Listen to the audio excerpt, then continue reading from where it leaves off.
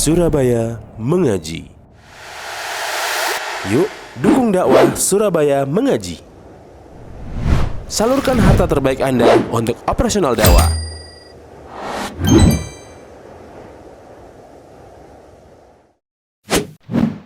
SM Store, amanah dalam muamalah. Innal hamdalillah nahmaduhu wa nasta'inuhu wa nastaghfiruh wa na'udzu billahi min shururi anfusina wa min sayyiati a'malina. Man yahdihillahu fala mudilla lahu wa man yudlil fala hadiya lahu. Wa asyhadu an la ilaha illallah wahdahu la syarika lah wa asyhadu anna Muhammadan 'abduhu wa rasuluh. Salawatu rabbina wa salamuhu alaihi wa ala alihi wa sahbihi wa man istanna bi sunnatihi ila yaumil qiyamah.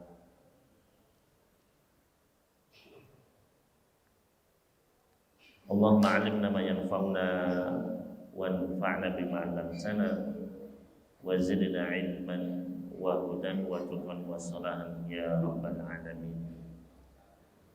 Allahumma inna nas'aluka ilman nafi'a wa rizqan thayyiban wa amalan mutaqabbalan wa na'udzu bika min ilmin la yanfa' wa qalbin la yakhsha wa nafsin la tashba' wa min da'watin la yustajabu laha. Bapak Ibu sekalian, kaum muslimin muslimat, jamaah Masjid Said Al-Hikmah yang mudah-mudahan dirahmati oleh Allah Subhanahu wa taala. Alhamdulillah, pertama-tama marilah kita memanjatkan puji syukur kita kehadiran Allah Subhanahu wa taala atas kenikmatan-kenikmatan yang tidak terhingga banyaknya Allah Subhanahu wa taala curahkan kepada kita sekalian. Di antaranya kita masih diberikan nikmat taufik dan hidayah sehingga bisa berkumpul di tempat yang mulia ini dalam rangka untuk bermajelis dzikir, majelis ilmu. Mudah-mudahan kita termasuk ke dalam orang-orang yang disabdakan oleh baginda Nabi alaihi salatu wassalam, majtama'a qaumun fi baitin min buyutillah yatluna kitaballah wa yatadarasunahu bainahum illa nazalat alaihimus sakinah wa ghasyiyatuhumur rahmah wa hafathumul malaika wa dzakarahumullahu fi man indah, rawahu Muslim. Kata Nabi alaihi salatu wasallam, tidaklah suatu kaum, sekelompok orang berkumpul di rumah di antara rumah-rumah Allah. Mereka membacakan ayat-ayat Al-Quran dan sering mempelajarinya di antara mereka, melainkan akan turun kepada mereka sakinah, ketenangan, dan mereka akan dilingkupi dengan rahmat, kasih sayang Allah, dan juga mereka dikelilingi, dinaungi oleh para malaikat, dan Allah akan menyebut satu persatu nama-nama mereka di hadapan para malaikat yang ada di sisinya. Maka mudah-mudahan kita termasuk ke dalam orang-orang tersebut, ya, mendapatkan ketenangan pulang dari majelis ini, mendapatkan rahmat Allah, dan mudah-mudahan nama kita disebut oleh Allah Subhanahu wa taala. Allahumma amin. Kemudian Bapak Ibu sekalian, rahimani wa rahimakumullah, saya diminta di sini untuk menyampaikan tema tentang hak dan kewajiban suami istri. Ya, hak dan kewajiban suami istri. Meskipun saya lihat di sini banyak adik-adik ya yang masih kecil-kecil, tapi tidak apa-apa ya. Mari kita pelajari tema ini tentang hak dan kewajiban suami istri. Maka Bapak Ibu sekalian, rahimani wa rahimun, ini penting sekali ya. Karena banyak di antara keluarga-keluarga muslim, mereka menikah tanpa mengetahui hak dan kewajibannya. Apa sih tugas saya sebagai seorang suami? Apa tugas saya sebagai seorang istri? Nah, ini berbahaya ya. Mereka memasuki suatu amalan yang sangat besar, yaitu pernikahan, tapi tanpa mempersiapkan ilmunya terlebih dahulu. Padahal ya, Imam Al-Bukhari menyebutkan di dalam Sahih beliau, di dalam Sahih Bukhari, babul ilmi qabla al-qauli wal amal, bab berilmu sebelum berucap dan berbuat. Ini menunjukkan apa? Sebelum kita itu terjun ke suatu amalan, harusnya kita itu belajar dulu ilmunya. Jangan sampai ya sudah nanti di jalan saja begitu. Ya. Kemudian Al-Imam Al-Bukhari membawakan banyak sekali dalil, di antaranya firman Allah Subhanahu wa taala, "Fa'lam annahu la ilaha illallah wastaghfir lidzambika." Fa'lam, dan ketahuilah bahwasanya tiada ilah yang berhak disembah kecuali Allah, dan beristighfarlah, mohonkanlah ampunan atas dosa-dosamu. Apa hubungannya ayat tersebut dengan bab berilmu sebelum berbuat, sebelum berucap? Lihat bagaimana kecerdasan para ulama kita, Bapak Ibu sekalian. Ya. Kalau kita lihat susunan ayat tadi, yaitu Allah Subhanahu wa taala memulai dengan perintah fa'lam. Dari kata-kata alima ya'lamu i'lam, dari kata-kata ilmu. Maka di situ ada perintah fa'lam, ilmuilah dulu. Baru setelah itu perintah apa? Wastaghfir, beristighfarlah. Ya. Maka dimulai dulu dengan perintah berilmu sebelum beristighfar, berucap, berbuat. Maka ya, ini menunjukkan ketika kita mau beramal, pastikan disertai ilmunya terlebih dahulu. Ya. Begitu pula banyak lagi ya dalil-dalil yang dibawakan oleh Imam Bukhari. Di antaranya Allah Subhanahu wa taala berfirman, "Wala taqfu ma laysa laka bihi ilm." Dan jangan kamu mengikuti apa yang kamu tidak memiliki ilmu di atasnya. Jadi yang melarang siapa? Yang melarang adalah Allah Subhanahu wa taala.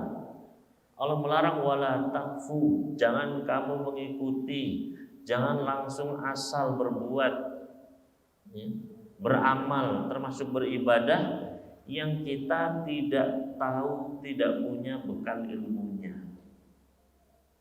Inna sama wal basar wal fuada kullu ulaika kana anhu mas'ula.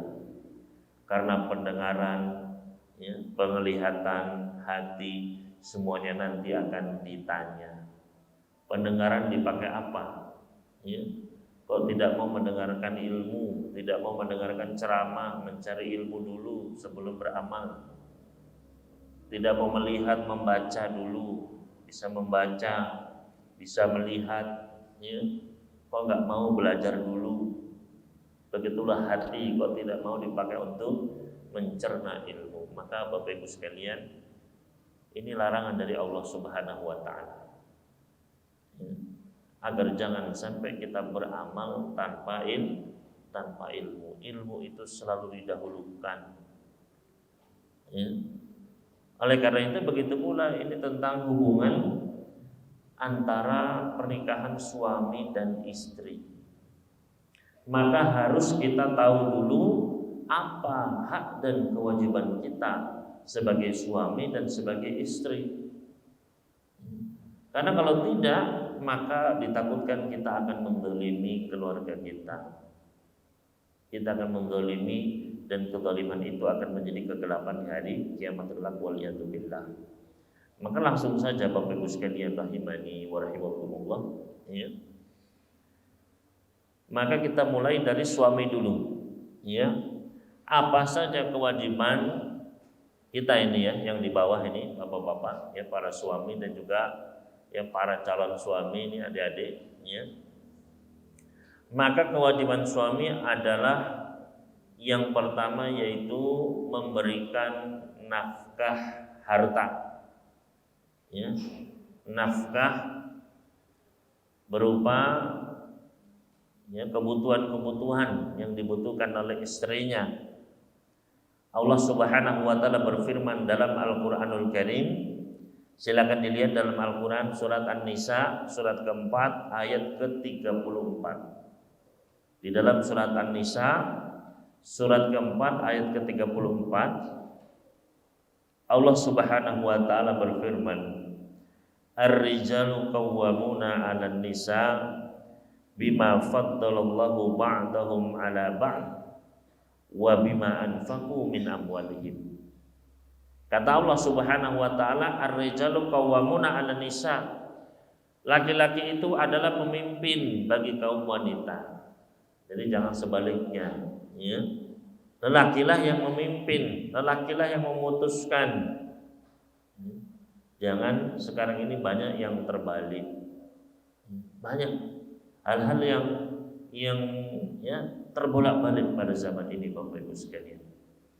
Maka kata Allah Subhanahu wa taala, yang menjadi pemimpin adalah ar-rijal, yaitu kaum pria. Kenapa? Bima faddalallahu ba'dahum 'ala ba'din. Karena Allah telah melebihkan sebagian mereka dari sebagian yang lain. Allah memberi kelebihan pada kaum pria, ya, lebih dalam kekuatannya, tenaganya, pikirannya dan lain sebagainya. Ya. Ini secara umum. Maka kaum pria dilebihkan oleh Allah Subhanahu wa taala. Namun tidak sampai di situ, wa bima anfaqu min amwalihim. Dan laki-laki itu dijadikan pemimpin karena apa? Karena sebab harta yang mereka nafkahkan. Menunjukkan memang laki-laki itu tugasnya adalah mencari nafkah, memberikan nafkah untuk keluarganya. Jangan terbalik. Karena banyak zaman sekarang, Bapak Ibu sekalian, ya adik-adik sekalian di sini juga, banyak sekarang itu justru laki-laki yang malas. Kerjanya cuma main game di rumah, ya, istrinya yang disuruh kerja di pabrik. Dan ini bukan hanya 1-2 kasus, tapi banyak. Akhirnya yang membiayai semua adalah istrinya yang bekerja, membanting tulangnya. Sedangkan sang suami, ya, dia hanya bermalas-malasan di rumah. Jangan sampai seperti itu. Karena Allah Subhanahu wa taala nanti akan bertanya, akan mempertanggungjawabkan kita di hadapan Allah Subhanahu wa taala. Maka ini tugasnya para ayah, para suami. Nabi alaihissalatu wassalam memberikan petunjuk beliau.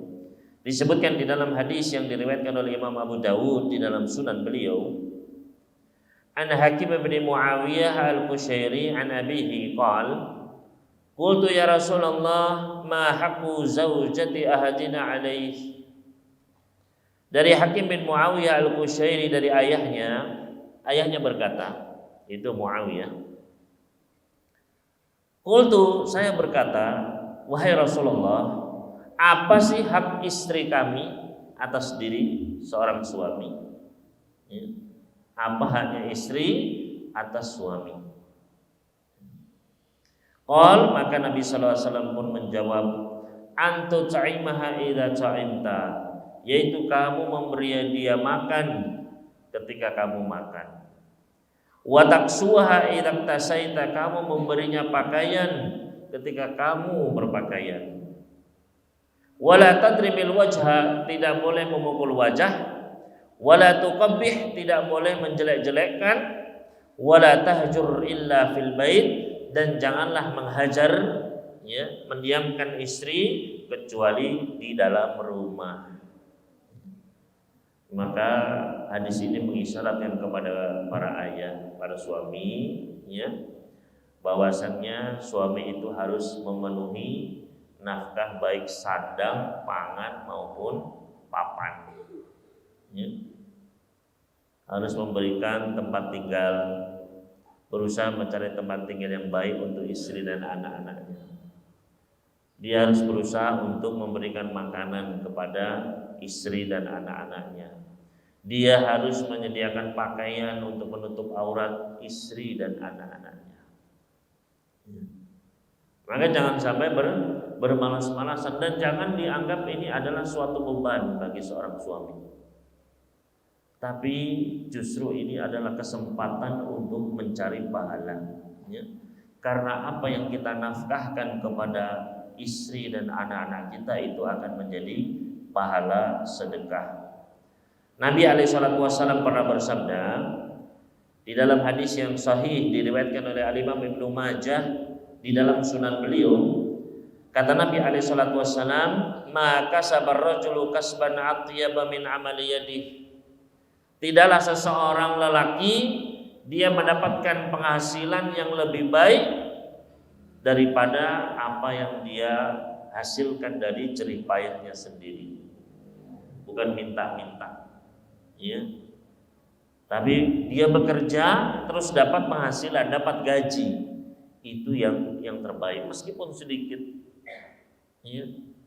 Meskipun dia cuman ya bekerja yang ya mungkin terlihat remeh, ya terlihat hina. Tapi dia bekerja, dia bercucuran keringat. Menghabiskan waktunya, tenaganya mendapatkan hasil. Itu adalah kata Nabi sallallahu alaihi wasallam, atyab, itu paling baik, paling bagus. Ya. Daripada banyak orang sekarang mencari dengan cara menipu, ya, dengan cara minta-minta. Nah, ini adalah perkara yang harus dijauhi. Ya.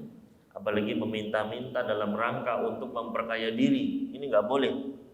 Ya, pinggir jalan minta-minta, ya. Ini termasuk perkara yang diharamkan dalam Islam. Kata Nabi sallallahu alaihi wasallam, barang siapa yang dia meminta-minta, ya, untuk memperkaya dirinya, maka dia akan dibangkitkan pada hari kiamat.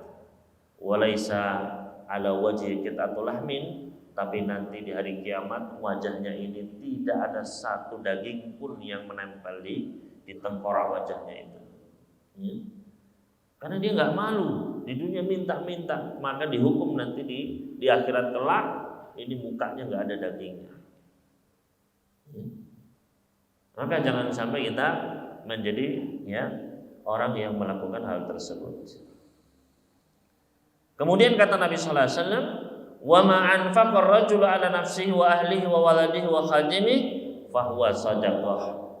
Dan apa yang dinafkahkan oleh seorang lelaki, baik itu untuk dirinya sendiri, memenuhi kebutuhan makanannya, wa ahlihi untuk istrinya, wa waladihi untuk anak-anaknya, wa khadimihi, bahkan kalau dia punya pembantu untuk pembantunya, fa huwa shadaqah. Maka yang dia nafkahkan itu adalah bernilai sedekah. Ya. Dicatat pahalanya di sisi Allah Subhanahu wa taala. Bahkan itu adalah harta yang paling besar nilai pahalanya, Bapak Ibu sekalian. Ya. Nabi SAW pernah bersabda dalam hadis sahih riwayat Muslim, "Dinarun anfaqtahu fisabilillah." 1 dinar yang kamu nafkahkan di jalan Allah untuk berjihad. Ya. Dinarun anfaqtahu fi raqabah, 1 dinar yang kamu pakai untuk membebaskan budak. Beli budak dibebaskan. Besar juga pahalanya. Ya. Wa dinarun tasaddaqta bihi ala miskin, 1 dinar yang kamu nafkahkan untuk bersedekah kepada orang miskin. Wa dinarun anfaqtahu ala ahlik, dan 1 dinar yang kamu nafkahkan untuk keluargamu, untuk uang belanja. Ya, untuk makan anak istri. Maka kira-kira mana yang paling besar pahalanya, Bapak Ibu sekalian? Apakah 1 dinar buat berjihad? Apakah 1 dinar untuk membebaskan budak? Apakah 1 dinar yang dipakai untuk bersedekah kepada orang miskin? Atau 1 dinar yang dipakai untuk keluarga kita? Ternyata kata Nabi sallallahu alaihi wasallam, a'dhamuha ajran alladzi anfaqtahu ala ahlik, yang paling besar pahalanya adalah yang kamu nafkahkan untuk keluargamu. Maka bagi bapak-bapak, ya para suami, janganlah dijadikan mencari nafkah itu suatu beban, tapi justru kesempatan. Ya. Ketika kita keluar rumah, niatkan, ya Allah, saya mencari harta untuk menafkahi keluarga saya, ya Allah. Tolong mudahkan harta yang halal, ya Allah. Ya. Maka setiap harinya bapak-bapak berangkat ke kantor, setiap hari bapak-bapak berdagang, setiap hari bapak-bapak bekerja, itu mendapatkan ridho dari Allah Subhanahu wa taala. Bahkan bisa jadi itu jalan menuju surganya bapak-bapak. Karena di situ ada pahala dari Allah Subhanahu wa taala. Oleh karena itu sekali lagi jangan dijadikan beban, ya.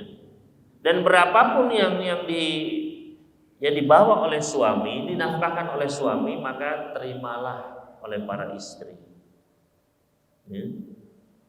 Karena banyak juga sekarang istri yang tuntutannya itu luar biasa. Ya. Karena dia banding-bandingkan, dia melihat di medsos, wah enak si fulanah temannya bisa ke luar negeri, si fulanah yang lain bajunya bagus-bagus. Dia akhirnya membanding-bandingkan. Akhirnya dia apa? Dia minta kepada suaminya, terus setiap hari sampai suaminya pusing. Ya. Akhirnya apa yang terjadi? Suaminya pun mengambil jalan potong. Akhirnya dia merampok, akhirnya dia mencuri, akhirnya dia korupsi dan lain sebagainya. Maka yang penting adalah berkah dari harta tersebut, ya, harta yang halal.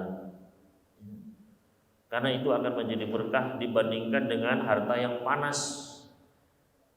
Nabi SAW pernah memperingatkan, kullu lahmin nabata min suhtin fannaru aula biha. Setiap daging yang tumbuh dari harta yang haram, maka neraka lebih pantas untuk membakarnya. Ya. Kalau nggak dibakar nanti di neraka, ya di dunia dikasih penyakit, dikasih macam-macam, Bapak Ibu sekalian, sama saja. Ya. Maka lebih baik adalah cari harta yang halal. Makanya dahulu para sahabiat, ya, berpesan kepada suami-suami mereka.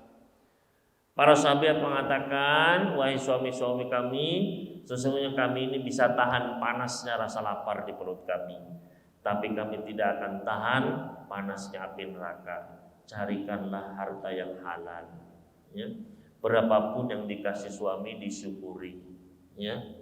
Didoakan mudah-mudahan berkah, mudah-mudahan cukup, begitu. Karena banyak sekali lagi, dan ini bukan hanya satu dua, banyak kasus Bapak sekalian, ya, karena tuntutan yang besar dari seorang istri, ya, minta ke suaminya baju yang bagus, pengen nonton konser, akhirnya cerai dan lain sebagainya, waliyatubillah, ya. Maka hendaknya, ya, seorang suami jadikan dia mencari nafkah ini adalah untuk mencari ridho Allah Subhanahu wa taala. Dan justru dengan seorang suami memberi nafkah keluarganya ini, istri dan anaknya, dia jamin nafkahnya, itu bisa mencegah dirinya dari api neraka. Nabi SAW pernah bersabda, man kana lahu salatu banatin fasabaru alaihinna. Barang siapa yang dia memiliki 3 orang putri, 3 orang anak perempuan, maka dia pun bersabar dalam membesarkan 3 anak perempuan tersebut. Wa'at amahunna, dia beri makan ketika putrinya tersebut. Wasaqahunna, dia beri minum ketika anak putrinya tersebut. Wakasahunna min jidatihi, dan dia memberikan pakaian untuk ketiga putrinya tersebut. Dari hasil jeripayahnya, dari kesungguhannya mencari harta, kunna lahu hijaban minan nar yaumil qiyamah, maka ketiga putrinya tersebut akan menjadi pelindung dirinya dari api neraka pada hari kiamat. Maka Bapak Ibu sekalian, ya, anak laki-laki, anak perempuan semuanya baik. Ya.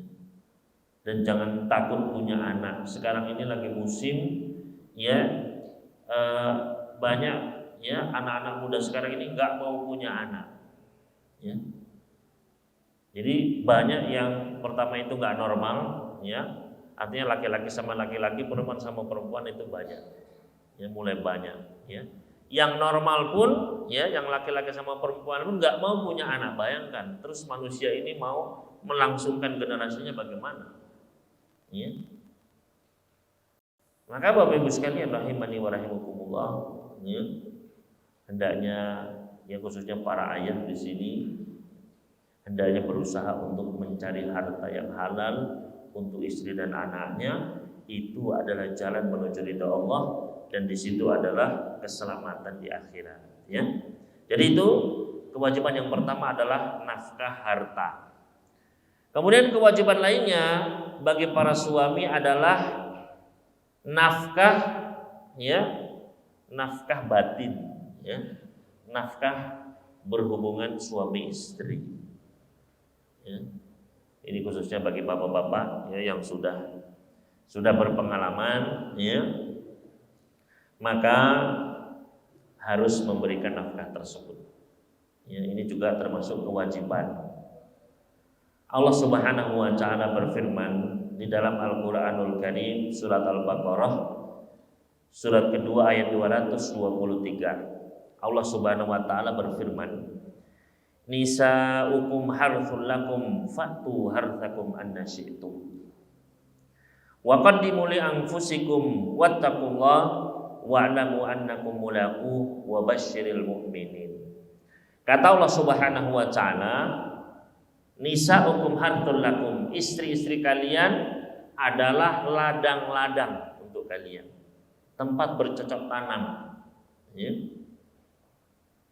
Fa'tu harthakum anna syi'tum, maka datangilah ladang-ladang kalian itu dari arah mana saja yang kalian kehendaki, ya. Yang penting masih di ladangnya, Pak, ya. Karena nggak boleh mendatangi istri dari arah dari arah dubur, nggak boleh, ya. Selama itu masih dalam farjinya, ya, kubulnya, maka dari arah mana saja boleh, ya. Kata Allah Subhanahu wa taala, fa'tu harthakum anna syi'tum, maka datangilah ladang kalian dari arah mana saja boleh, ya. Tapi masih pada kemaluan, masih pada jalan menuju rahim. Karena kalau dubur itu bukan ladang, ya.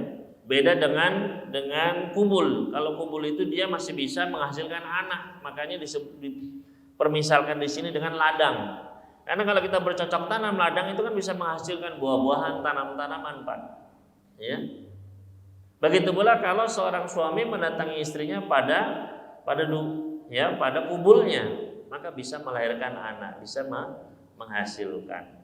Tapi kalau dari arah dubur, maka tidak boleh, ini haram, ya. Makanya dilarang dalam Islam. Dan ya banyak sekali, ya, setelah diteliti, ya, para dokter mengatakan banyak sekali penyakit yang bisa timbul, ya. Termasuk ketika banyak sekarang yang laki sama laki-laki liwat, ya. Kan nggak mungkin, ya, lewat mana-mana, pasti dari belakang. Nah, di situ resiko penyakitnya sangat besar, ya. Karena di situ, ya, resiko untuk tertular dan lain sebagainya sangat besar sekali, Bapak Ibu sekalian, ya. Bahkan sekarang narkoba pun ada yang dimasukkan lewat dubur, ya, biar cepat ininya, ya, diserapnya. Maka ini harus berhati-hati, ya. Ketika Bapak Ibu sekalian berhubungan suami istri, ya, boleh dari arah mana saja, tapi harus pada kubulnya, nggak boleh dari dubur, ya, haram, ya. Begitu pula harus diketahui tidak boleh melakukan hubungan suami istri ketika masa haid. Ketika istrinya sedang haid, maka tidak boleh, ya. Bagaimana Ustaz, saya dulu pernah, ya, berhubungan dengan istri saya ketika masa haid, maka harus bertobat kepada Allah Subhanahu wa taala, ya. Ada di antara para ulama yang berpendapat harus membayar kafarah, ya. Kalau dia di awal haid, ya, maka dia membayar 1 dinar. Kalau di akhir haidnya, maka dia membayar 1/2 dinar. Berdasarkan athar dari Ibnu Abbas, ketika ada yang, ya, berhubungan dengan istrinya ketika haid, maka kata Ibnu Abbas, ya, alaihi dinar, maka dia harus membayar 1 dinar, ya. Namun kalau sudah berlalu dahulu, misalnya kita belum tahu ilmunya, ya sudah, minta ampun saja kepada Allah Subhanahu wa taala. Namun, ya, tidak boleh berhubungan ketika haid. Allah sendiri yang melarang di dalam Al-Qur'anul Karim surat Al-Baqarah ayat ke-222.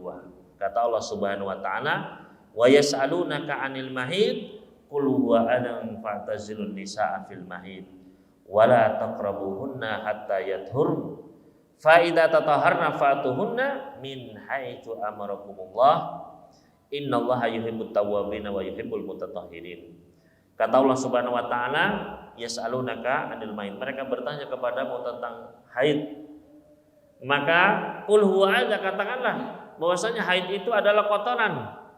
Fa'tazilun nisaa fil mahid, maka jauhilah istri-istri kalian ketika haid. Maksudnya bukan dijauhkan, ditinggalkan, enggak. Maksudnya jangan berhubungan suami istri dulu. Ya. Jadi Al-Qur'an ini ya kalau kita lihat bahasanya itu sopan sekali Bapak Ibu sekalian. Ya, kita baca tentang hubungan ayat-ayat hubungan istri itu nggak ada sama sekali ya pikiran-pikiran apa nggak ada. Ya, kita baca begitu saja. Ya, karena saking halusnya, saking ya tingginya bahasa Al-Qur'an ini Pak. Ya. Fatazilun nisaa fil mahid, maka jauhilah wanita atau istri-istri kalian ketika sedang haid. Wala taqrabuhunna hatta yatun, jangan kamu dekat-dekat sampai dia sudah suci. Ya. Sekali lagi di sini ini maksud jangan dekat-dekat adalah jangan berhubungan. Ya. Kalau ya menyentuh, bercumbu itu masih boleh. Ya bahkan Rasulullah kata Aisyah, ketika saya sedang haid, maka Rasulullah memerintahkan saya untuk pakai sarung. Ya. Kemudian beliau melakukan apa yang beliau lakukan. Artinya selama ya illa nikah, kata beliau, isna'u kulla syai' illa nikah. Kalau istrinya haid boleh melakukan apa saja kecuali nikah, artinya ya berhubungan suami istri pada kubulnya, pada farjnya. Ya. Maka janganlah kalian mendekati istri kalian sampai mereka suci. Kalau mereka sudah bersuci, ya maka fatuhunna min haitsu amarakumullah, silahkan datangi istri kalian di tempat di mana kalian diperintahkan. Ya, artinya tetap dikubul, nggak boleh dari dubur. Ya, maka ini diantara adab yang harus diketahui oleh suami istri, dan tidak boleh suami atau istri itu menyebar-nyebarkan masalahnya di kamar tidurnya. Ya, masalah hubungan suami istrinya diekspos, diceritakan, itu nggak boleh. Nabi sallallahu alaihi wasallam pernah bersabda, "Inna min asyarrin nasi 'indallahi manzilatan yaumal qiyamah." Sesungguhnya di antara manusia yang paling buruk kedudukannya di sisi Allah pada hari kiamat. Ini paling bahaya, Pak. Ya. Sesungguhnya min asyarrin nas, di antara seburuk-buruk manusia, indallah, di sisi Allah, manzilatan kedudukannya yaumal qiyamah, pada hari kiamat. Jadi paling dimurka juga sama Allah Subhanahu wa taala. Siapa sih, Pak? Ya. Ar-rajulu yufdi ila imra'atihi, yaitu seorang laki-laki yang dia menuntaskan hajatnya kepada istrinya, dia berhubungan dengan istrinya. Wa tufdi ilaih, begitu pula istrinya ya berhubungan dengan suaminya. Tsumma yanshuru sirraha, kemudian sang suami atau sang istri ini menyebarkan ya aib-aib pasangannya, ya, atau menceritakan ya apa yang mereka perbuat. Ini tidak boleh. Ya. Kadang banyak ya ini disebar-sebarkan, ini nggak boleh. Maka dan bahayanya nanti di akhirat ternyata ada hukumannya. Ya. Maka bagi mereka yang pernah melakukannya segera beristighfar, bertobat kepada Allah Subhanahu wa taala. Maka ini juga harus dijaga Bapak Ibu, nafkah ya. Hubungan suami istri ini ya harus diberikan. Karena kalau tidak ya bisa menyebabkan apa? Mungkin ya terjadi hal-hal yang buruk. Karena masing-masing memiliki kebutuhan, maka harus bisa memenuhi kebutuhan masing-masing pasangannya. Ya. Kalau tidak, ya jangan salahkan. Banyak sekarang ya kita dengar ya akhirnya sang istri ataupun sang suami mencari istilahnya jajan di luar begitu. Ya. Dan tidak, sekarang lagi banyak juga Pak istri-istri yang dia di rumah, ya ibu rumah tangga nggak tahu apa-apa, tiba-tiba ketika dicek positif HIV, ya Karena apa? Ya karena tadi kan suaminya itu suka jajan di luar, waliyatubillah. Ya ini maka harus ya berhati-hati, ya jangan sampai terjatuh kepada perbuatan zina. Zina itu sudah dosanya besar, ya. Kadang akibatnya pun ya adalah hal-hal yang kehancuran. Ya, entah itu keluarganya hancur, karirnya hancur, ya. Kesehatannya pun dia terkena banyak penyakit-penyakit, ya. Maka ini harus kita berhati-hati, ya. Maka itu yang kedua, nafkah harta, nafkah ya hubungan suami istri. Yang ketiga, ini kadang sering dilupakan oleh para ayah, para suami, yaitu adalah nafkah ilmu. Ya. Nafkah apa? Nafkah ilmu. Yaitu mengajarkan kepada istri dan anak-anaknya ya, untuk taat kepada Allah Subhanahu wa taala, mengajarkan ilmu agama. Allah Subhanahu wa taala telah menurunkan perintahnya, yaitu di dalam Al-Qur'anul Karim surat At-Tahrim, surat ke-66 ayat ke-6. Ya, silakan dilihat, ya dicatat oleh Bapak-bapak atau diingat ya. Surat At-Tahrim surat ke-66 ayat ke-6. Allah Subhanahu wa taala firman, "Ya ayyuhalladzina amanu qu anfusakum wa ahlikum nar." Wahai orang-orang beriman, ya. Ini instruksi dari Allah kepada para ayah, para suami. Wahai orang-orang beriman, qu anfusakum wa ahlikum nar, jaga diri-diri kalian dan keluarga kalian dari api neraka. Nah, pertanyaannya Bapak Ibu sekalian, bagaimana cara kita seorang suami, seorang ayah menjaga anak istri kita dari api neraka? Ya. Maka Ali bin Abi Thalib radhiyallahu anhu beliau menafsirkan ayat tersebut. Bagaimana caranya? Kata beliau, "Allimuhum wa adibuhum." Ajari mereka ilmu agama, ajari mereka adab Islam. Itu caranya untuk menjaga keluarga dari api neraka. Ya. Maka seorang ayah ya, wajib untuk apa? Memberikan asupan ilmu kepada anak-anaknya. Ya. Seorang ayah ya, harus mengajarkan yang pertama adalah tentang Islam, ya, tentang akidah yang benar. Ya. Jangan sampai anak tersebut tidak tahu rukun Islam, tidak tahu rukun iman, ya.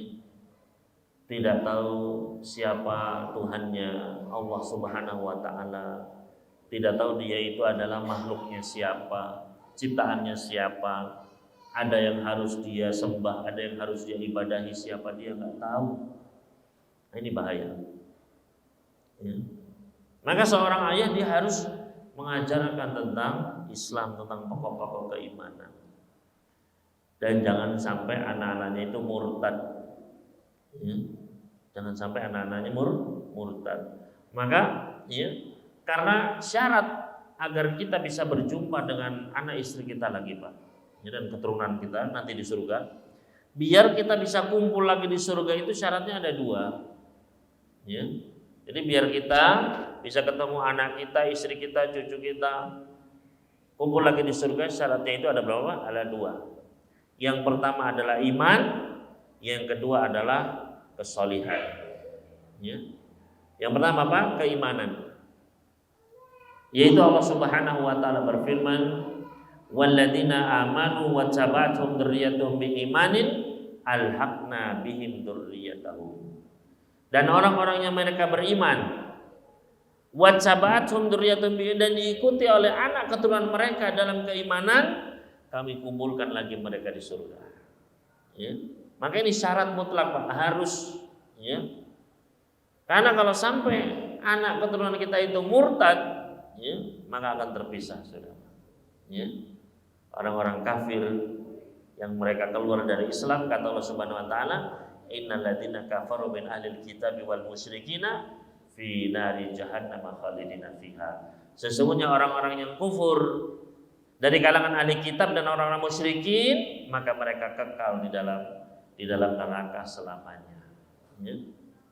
Maka jangan sampai anak-anak kita itu, karena banyak sekarang Pak, ya, anak-anak itu ateis, ya, menjadi nggak percaya sama Allah, ya, nggak suka dengan Islam, asalnya berjilbab dicopot jilbabnya, dicat rambutnya, ya, cuma gara-gara dia senang dengan ya artis Korea, ya, sampai meninggalkan keislaman. Dan ini kejadian, Pak, ya, saat ini, ya.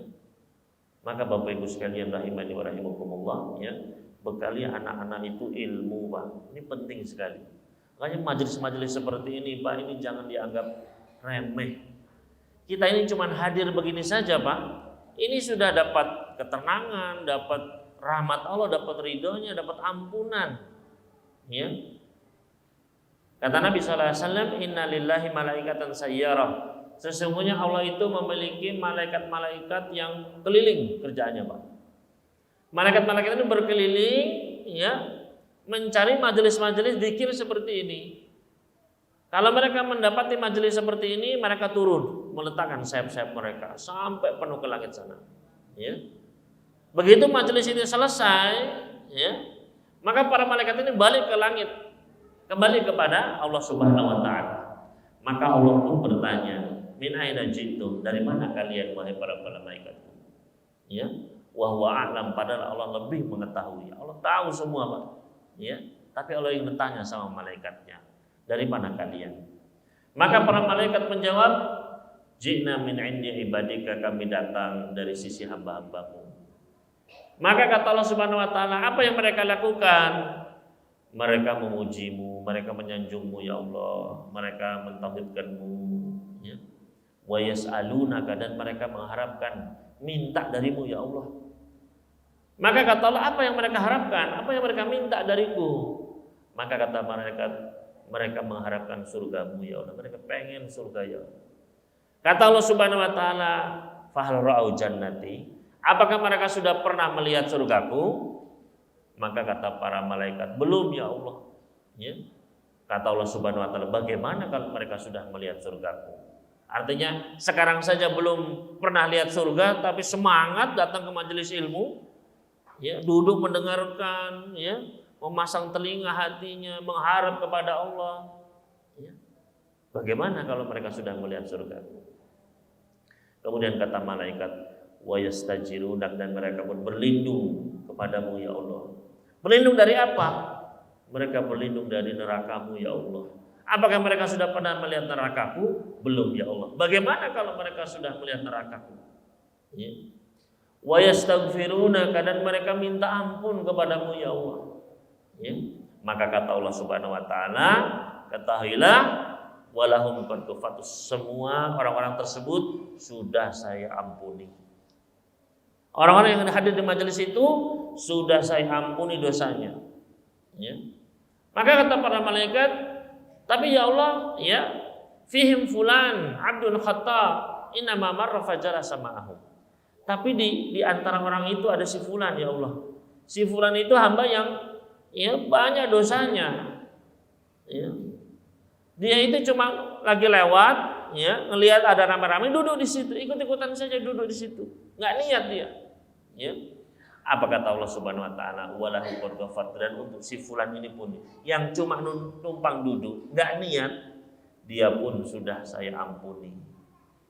Fa innahum qaumun la yasqabihim jalisuhum, karena orang-orang yang duduk di majelis ilmu, di majelis zikir seperti ini adalah orang-orang yang tidak akan kecewa orang yang duduk bersama mereka, ya. Pasti untung, ya, dapat ampunan, padahal cuma numpang duduk saja. Hanya kita ajak anak istri kita, Bapak Ibu sekalian, ya. Tadi untuk nafkah ilmu yang pertama, ya, Ustadz saya, ya, ilmu agama saya kurang Pak Ustadz, ya. Ya kalau kurang, ya ajak, ya, anak istrinya ke pengajian, ya.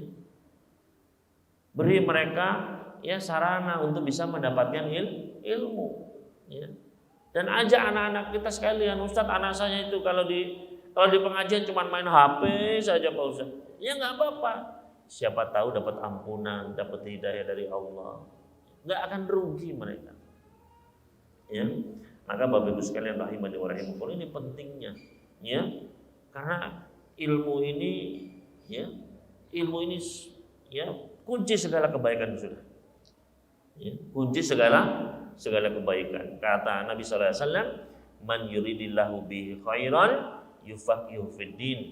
Barang siapa yang Allah inginkan kebaikan pada diri orang tersebut, Allah akan tambahkan ilmu agamanya. Fid din, ilmu agama, bukan ilmu dunia. Ya, ilmu agama. Ya.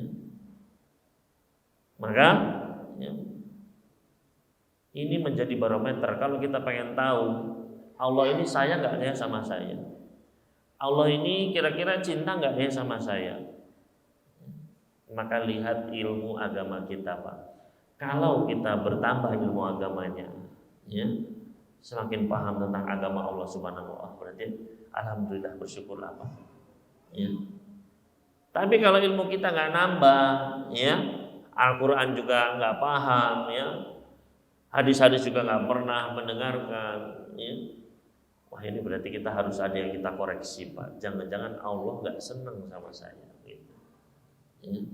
Maka kita bersyukur malam hari ini bisa bermajelis seperti ini, alhamdulillah. Ya, mendengarkan 1-2 ayat, ya 1-2 hadis itu sudah luar biasa. Apalagi tadi sudah berapa ayat kita baca, Pak. Ya, berapa hadis kita dengarkan. Ya, itu ilmu semua. Maka ilmu itu adalah kunci segala kebaikan di dunia. Ya, di dunia sampai Nabi sallallahu alaihi wasallam itu, Bapak sekalian, setiap paginya setelah selesai sholat subuh beliau berbalik, ya. Maka di antara doa yang senantiasa beliau baca adalah kata Ummu Salamah, ya, Nabi sallallahu alaihi wasallam kalau selesai sholat subuh, beliau di antara doanya adalah Allahumma ni as'aluka ilman nafi'a wa rizqan thayyiba wa amalan mutaqabbala. Jadi setiap pagi beliau minta 3 perkara ini, Pak. Ya Allah, aku memohon ilmu yang bermanfaat, ya, dan rizki yang baik yang halal, dan amalan yang diterima. Karena di dunia ini kita butuh ilmu, Pak. Yang kata Imam Syafi'i, man arada dunya falabil ilm, barang siapa yang ingin dunia hendaknya dia cari ilmu. Wa man arada al akhir, barang siapa ingin akhirat hendaknya dia juga cari ilmunya. Maka di dunia ini kita butuh ilmu. Kalau kita ingin hartanya baik halal, maka harus dengan ilmu. Makanya ilmu didahulukan, Pak, kata para ulama. Kenapa beliau minta dulu ilman nafi'ah dulu, ya, baru rizqan thayyiba, baru amal mutaqabbalah. Kenapa kok nggak amal dulu, ya? Kata para ini urutan ini bukan, beliau itu nggak asal-asalan, Pak. Nabi SAW ketika ya wa may yantiqu 'anil hawa in huwa illa wahyun yuha, ketika beliau itu bicara masalah agama, itu bukan dengan hawa nafsunya, akal-akalan beliau, logika biasa, enggak, tapi itu wahyu, ya. Maka kenapa kok ilmu dulu, baru harta, baru amalan? Karena yang sebelumnya syarat bagi yang setelahnya.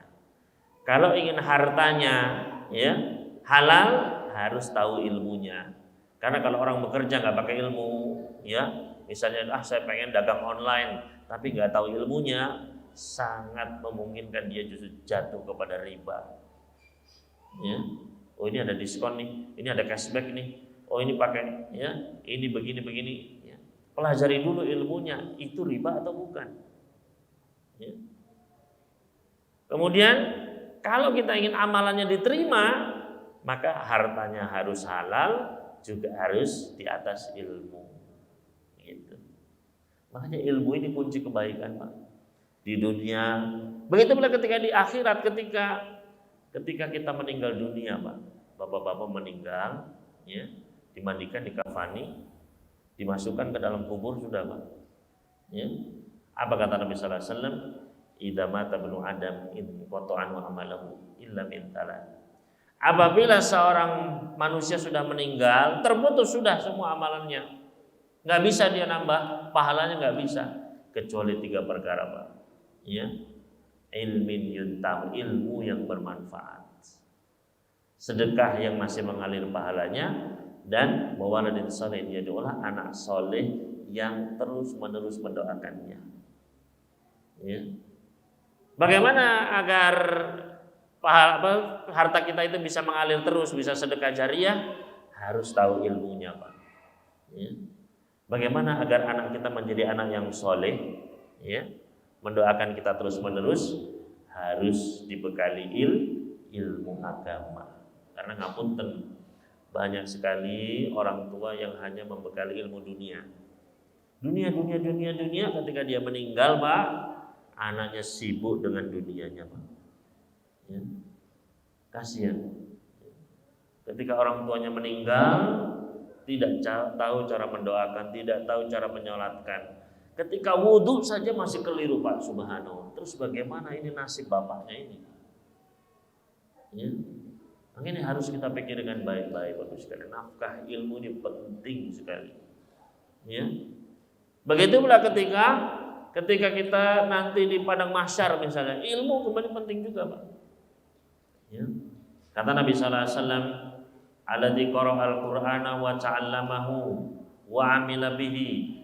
Seorang yang dia membaca Al-Qur'an, wa ta'allamu, dia ilmu, dia pelajari, dia hafalkan, dia pahami, wa 'amila bihi, dan dia amalkan dalam hidupnya, maka dia akan dipakaikan mahkota dari cahaya. Mahkota cahaya yang lebih indah cahaya daripada matahari. Ya. Lalu apa? Nggak sampai di situ, Pak. Ayah ibunya pun akan dicari. Bapak ibunya dicari, Pak. Ya. Kemudian bapak ibunya dipakaikan hullata karomah, dipakaikan pakaian keindahan, pakaian kemuliaan. La taqumu bimadunya, dunia seisinya ini, Pak, kalah indahnya dengan pakaian tersebut. Ya. Jadi semua yang indah-indah sekarang pemandangan apa, Pak, ya? Yang indah-indah, ya. Kita lihat pemandangan misalnya di Malang Batu sana, atau di Labuan Bajo atau apa begitu, itu kalah semuanya, Pak.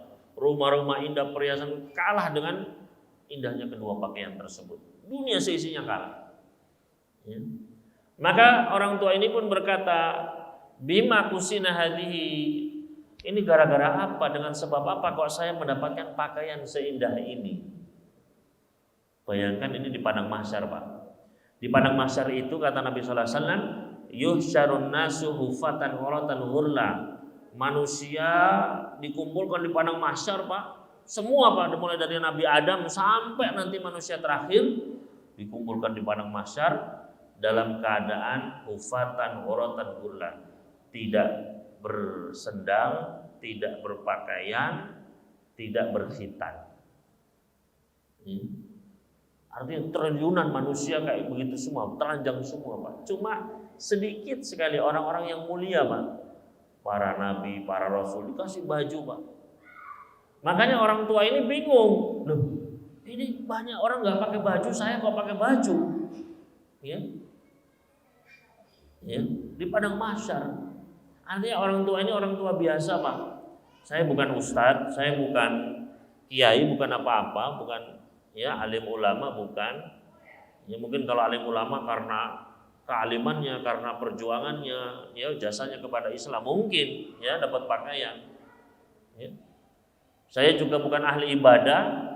Saya sholatnya gitu-gitu aja, nggak pernah tahajud, nggak pernah, ya puasa Senin Kamis juga nggak pernah, ya. Kok saya dapat baju seindah ini? Gitu. Maka apa jawabnya Bapak sekalian? Ya, dijawab bi akhdhi waladikum al-Qur'an, karena anaknya panjenengan telah mengambil Al-Qur'an sebagai pedoman hidupnya. Ya. Maka pastikan Bapak sekalian ketika kita mau menyekolahkan anak, lihat di situ diajarkan Al-Qur'an apa enggak. Ya. Dan sebelum itu seharusnya memang orang tua ini kewajiban kita, Pak, membelikan, ya paling enggak kita itu ngajarkan ya Al-Fatihah saja, Pak. Jangan diserahkan ke TPA, ya. Jangan diserahkan ke guru-guru TK, itu hak kita sebenarnya. Karena apa, Pak? Karena Al-Fatihah itu kan akan dipakai seumur hidup anak itu. Setiap sholat dipakai, setiap sholat dibaca. Harusnya pahalanya kembali kepada kita, Pak. Ya pahala ngajarkannya itu. Malah diserahkan kepada guru TK. Akhirnya mereka ya dapat ya rezekinya para guru TK itu, Pak. Ya. Harusnya itu hak kita sebagai ayahnya mengajarkan hafalan Quran, ya, mengajarkan ilmu agama penting sekali bagi sekalian. Ya. Jangan sampai kita itu sudah banyak orang tua menyesal di kubur-kubur mereka, Pak. Mereka dikuburkan, ditunggu anaknya mendoakan, nggak ada yang mendoakan anaknya, Pak. Subhanallah. Ya. Paling setahun sekali baru mendoakan. Padahal mendoakan itu setiap hari, setiap saat, sebanyak-banyaknya mendoakan orang tua itu, Pak. Ya. Doakan mereka dengan ampunan. Makanya kata Nabi SAW, ya, innal abda la turfa'u darajatuhu fil jannah. Sungguh nanti akan ada orang yang diangkat derajatnya tinggi sekali di surga, Pak. Maka orang ini pun bertanya, anna lihada, dari mana saya mendapatkan kedudukan setinggi ini? Sama, dia juga orang biasa, Pak. Saya bukan alim ulama, saya juga bukan ahli ibadah, saya orang biasa kok. Ini orang awam biasa. Tapi kok dapat kedudukan tinggi sekali. Mendekati kedudukannya ya para orang-orang soleh, para syuhada, para nabi. Kok sampai bisa dekat begitu? Dari mana ini? Ya. Apa jawabannya ternyata, Pak? Ya. Dijawab bistighfari waladikalaka, karena anaknya bapak, anaknya ibu selalu memohonkan ampunan untuk jenengan. Ya. Selalu mendoakan, ya Allah ampuni bapak ibu saya ya Allah, setiap saat selalu. Ya. Oleh karena itu Bapak Ibu sekalian, ya, sering-seringlah mendoakan orang tua dengan ampunan, kapan dan di mana saja, ya, khususnya ketika waktu-waktu yang mustajabah, ketika sholat, ya, ketika sujud, ya, selipkan itu di doa, ya Rabbi firli wali walidayya, ya, ampunilah aku dan kedua orang tuaku ya Allah. Ini penting sekali. Nah ini kan butuh ilmu, Pak. Kalau nggak tahu ilmunya, ya berpuluh-puluh tahun, dia cuma setahun sekali saja doakan ibunya, Pak, doakan bapaknya, bayangkan. Terus bagaimana gelap gulitanya di kuburan itu, Pak? Dia mana dengan datangnya cahayanya datang setahun sekali. Itu cuma dikit, biar plot hilang lagi begitu. Maka disinilah pentingnya kita apa? Nafkah ilmu itu penting sekali Bapak Ibu sekalian. Agar anak-anak kita itu menjadi, anak istri kita menjadi anak yang soleh. Karena nanti kita akan dituntut juga, ya. Kenapa kok ya istri kita pakaiannya tidak syar'i? Karena kita nggak ngerti. Ya, kita tidak tahu hukum-hukum Allah, aturan-aturannya Allah Subhanahu wa taala. Maka di sini penting sekali Bapak sekalian ya, nafkah ilmu, ya. Ini baru kewajibannya bapak-bapak ya, belum kewajibannya ibu-ibu, ya. Waktu sudah menunjukkan jam 8, Pak. Apa kita cukupkan atau kita tanya jawab saja gitu? Atau bagaimana nih? Masih ada waktu? Cukup, ya. Untuk ibu-ibunya insya Allah dilanjutkan dilanjutkan di di lain waktu, ya, juga bisa dengan para asatidz yang lain, ya. Maka mudah-mudahan apa yang kita pelajari ini bisa bermanfaat. Mungkin selanjutnya apabila ada pertanyaan silakan ditanyakan. Wallahu ta'ala a'la wa a'lam. Silakan. Saya izin sambil minum, Mas, ya. Nggih. Iya. Artinya besarannya, Mas, ya. Bismillah.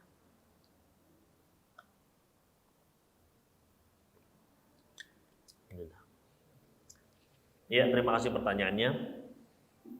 Berapakah batasan nafkah yang kita berikan kepada istri kita? Ya. Maka tentu saja ini adalah tidak ada batasan khusus, dikembalikan kepada al-urf. Ya, artinya apa? Batasannya tentu saja adalah kalau bisa yang cukup. Nah, cukup ini kan berbeda antara satu dengan yang lain, ya. Yang kedua adalah, atau lebih awal dari itu adalah, pertama tentu saja dengan disesuaikan dengan kemampuan sang suami. Kalau memang sang suami ya penghasilannya sedikit, ya sudah dia berikan sesuai dengan apa? Dengan apa yang dia mampu. Ya, wa 'alal muqtiri qadaruhu wa 'alal musyi qadaruhu. Bagi yang penghasilan sedikit ya dia berikan sesuai kemampuannya. Bagi yang penghasilannya rezekinya lapang ya dia berikan juga sesuai dengan kemampuannya. Gitu. Jadi dilihat dari kemampuan sang suami dulu. Baru setelah itu dilihat dari kecukupan atau keadaan keluarga, ya. Tentu saja ketika ya sang istri misalnya, ya, dia memiliki kebutuhan yang banyak, maka kita pun memberikan yang cukup di situ. Misalnya karena untuk anaknya banyak misalnya, tentu saja kita pun memberikan nafkah yang lebih, ya. Kemudian kalau misalnya terkadang banyak suami itu mengharapkan saya pengen istri saya itu cantik jelita seperti artis sinetron gitu kan ya. Ya. Tapi tidak diberikan modalnya begitu, tidak diberikan perawatan seperti artis sinetron. Nah, ini juga berarti kan ya nggak pas begitu, ya. Karena untuk tampil cantik sang istri pasti harus ya ikut senam misalnya, harus juga perawatan, harus ini, harus itu, begitu. Ya. Maka dilihat dari kebutuhannya, tidak ada batasan yang khusus. Ya. Dari suami, tapi juga seorang suami dituntut jangan sampai terlalu pelit juga.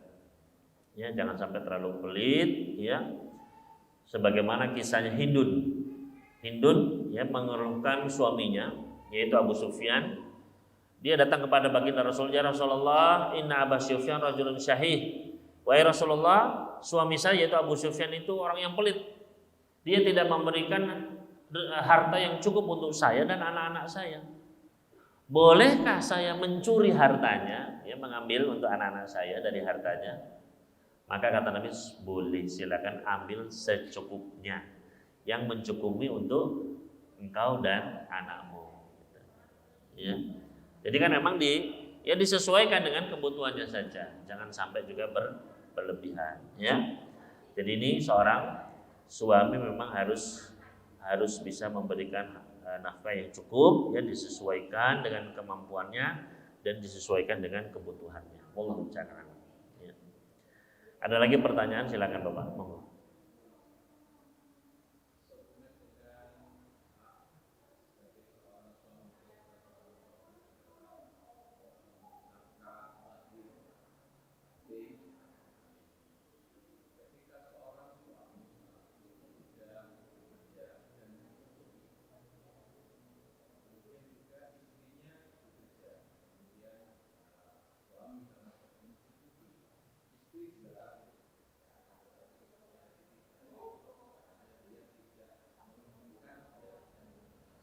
Yeah.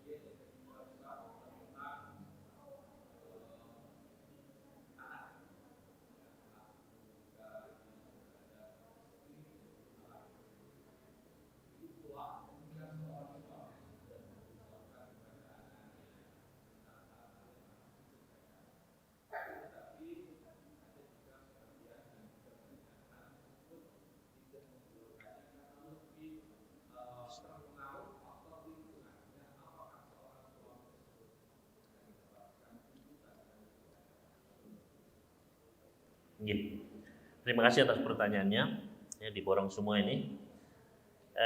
Yang pertama tadi apa Pak? Sampai lupa saya. Istri bekerja tadi ya, istri bekerja.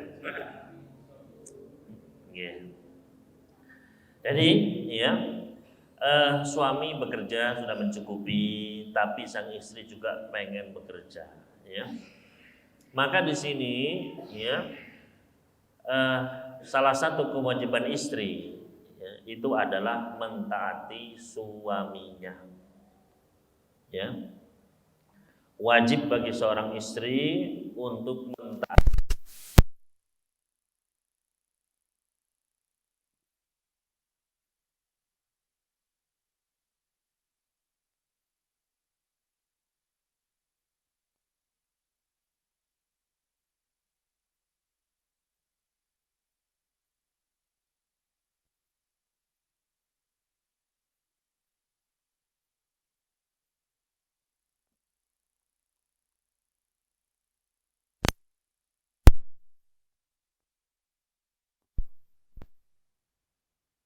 bekerja, maka yang seharusnya dilakukan oleh istri adalah mentaatinya.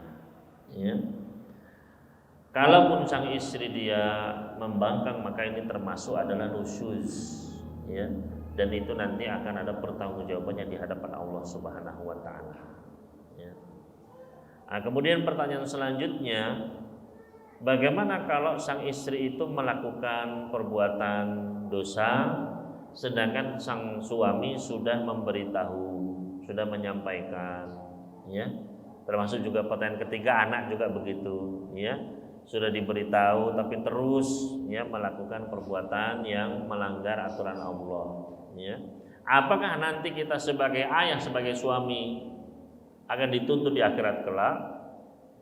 Maka selama kita sebagai suami itu kewajibannya adalah terus menyampaikan, mengingatkan, ya, menyampaikan, mengingatkan dan melarang sekuat tenaga, Pak, sekuat tenaga, ya, dari kemaksiatan tersebut, ya, harus ya dicegah, nggak boleh, dilarang, ya, dan terus jangan sampai kita malas untuk mengingatkan, ya, bahwa ini kewajiban, ini ya adalah tuntunan Allah begini, tuntunan Rasulnya begini, terus begitu.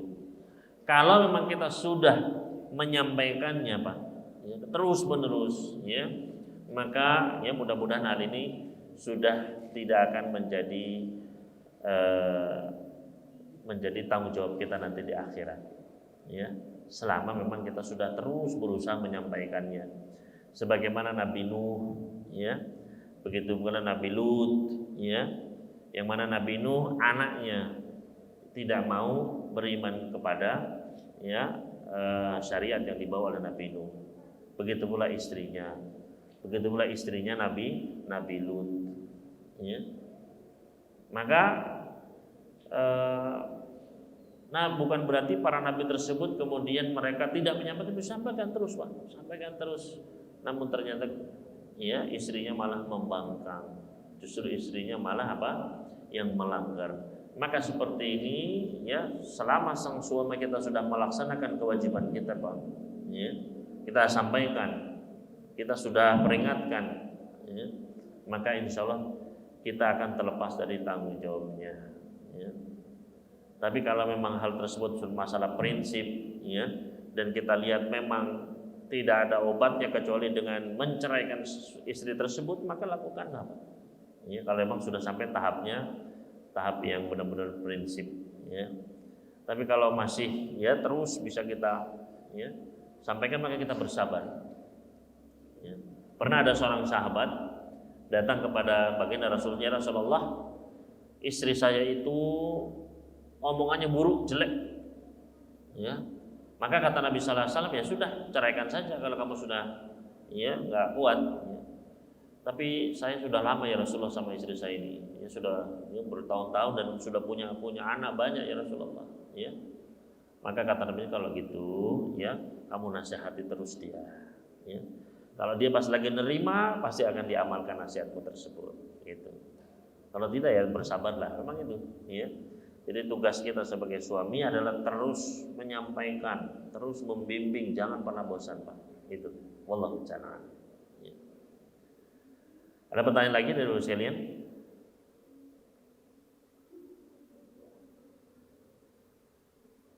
Cukup nggih? Nggih. Insyaallah cukup pertemuan kita pada malam hari ini, dan kita tutup dengan berdoa kepada Allah Subhanahu wa taala.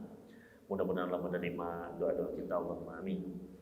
Alhamdulillahirabbil alamin wassalatu wassalamu ala nabiyina Muhammad wa ala alihi wa sahbihi ajmain.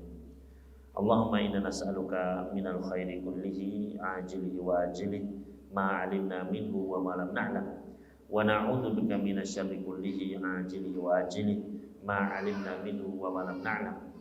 Allahumma inna nas'aluka min khairi ma sa'alaka bihi 'abduka wa nabiyyuka Muhammad sallallahu alaihi wasallam wa na'udzu bika min syarri ma 'ada minhu 'abduka wa nabiyyuka Muhammad sallallahu alaihi wasallam.